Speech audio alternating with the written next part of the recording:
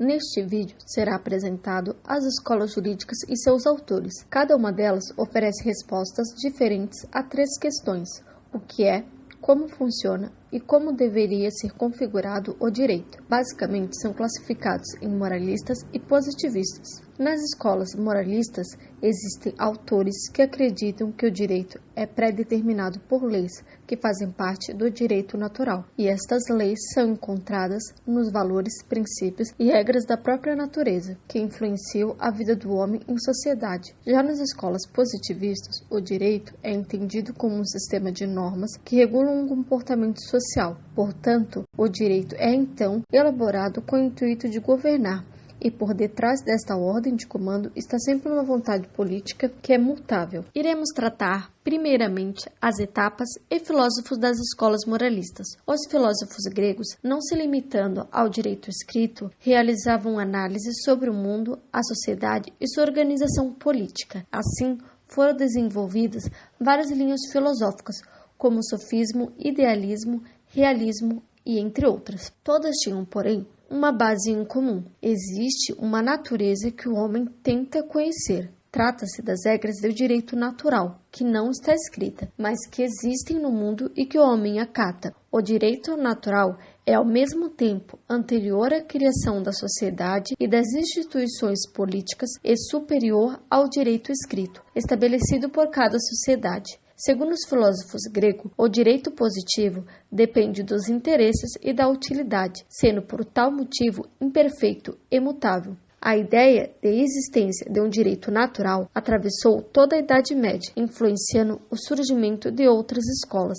Dentre elas podemos citar a escola teológica. A escola teológica considera também o direito natural como imutável, estável e permanente. Este direito não pode ser observado diretamente na natureza, tal como sustentavam os autores gregos. A sua fonte é a religião. O direito natural fundamenta-se na vontade de Deus, que dá ao homem o poder de dominar o mundo e, ao mesmo tempo, outorga-lhe um código de leis. A partir do século XVI até o final do século XVII, ocorreu o desenvolvimento do jus naturalista racionalista. Nesta época, começou a desenvolver-se a economia capitalista e surgiram importantes avanços nas ciências exatas e biológicas. As mudanças políticas e científicas repercutiram nas áreas humanas e, sobretudo, na filosofia e na visão do direito. Uma característica comum a todos os autores racionalistas é a substituição dos métodos do pensamento dogmático da teologia pelo uso da razão.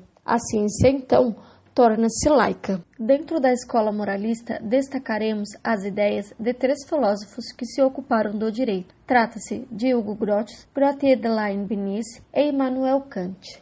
Grotius, filósofo e jurista holandês, é considerado o fundador do justnaturalismo moderno. Para ele, a verdadeira natureza dos homens é a razão, no sentido de racionalidade. Isto significa que o natural é idêntico ao racional, considerando inadequado o recurso de outras fontes que vão além da própria razão humana.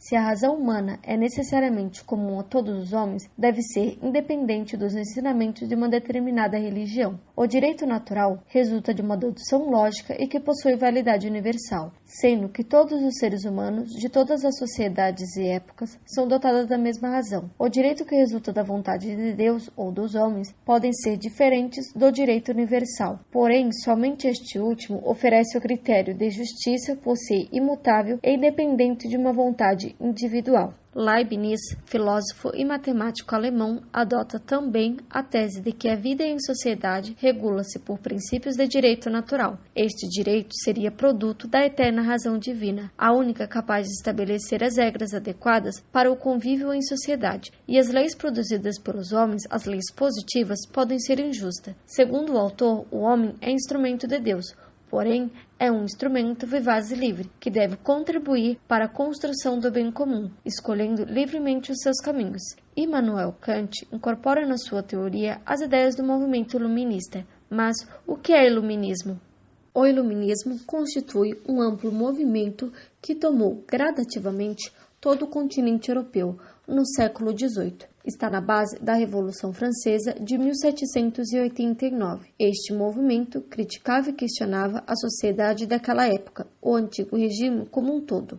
Combatia todas as formas do pensamento dogmático. Assim, o direito deve ser fundamentado no princípio da liberdade do indivíduo e se reger pelos princípios da razão. Um dos objetivos é a construção de um sistema jurídico que possa ser aplicado a toda a sociedade. Os autores iluministas elaboraram propostas concretas para a reformulação do direito europeu do antigo regime, objetivando tornar sua aplicação sistemática. Foi nesse contexto que surgiu a ideia moderna de constituição política. A criação de um texto constitucional foi a primeira etapa no processo de codificação do direito. No decorrer do século XIX, foram elaborados em muitos estados da Europa e da América os primeiros códigos.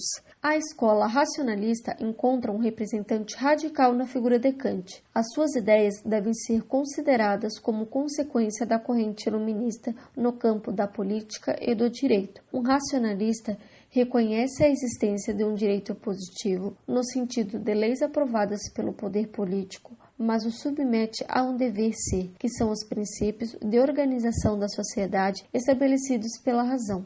Somente a razão permite distinguir o justo do injusto e dizer se o direito em vigor é um verdadeiro direito. Se o direito em vigor não estiver de acordo com as exigências da justiça, então ele deve mudar. Neste sentido, o critério de justo para Kant a essência do direito. Para este autor, o direito deve garantir a liberdade de todos, deve ser composto por normas gerais, através das quais a liberdade e o arbítrio de cada pessoa possam conciliar-se com a liberdade e o arbítrio de todos os outros. Comparando as ideias racionalistas com as ideias anteriores citadas, constatamos a rejeição ao argumento da fundamentação do direito no cosmo ou em Deus. A responsabilidade da convivência em sociedade pertence exclusivamente ao homem, porém, podemos detectar uma continuidade com o discurso da natureza das coisas, introduzidas pelos gregos, pelo fato de a razão ser vista como algo natural que resulta da natureza do homem.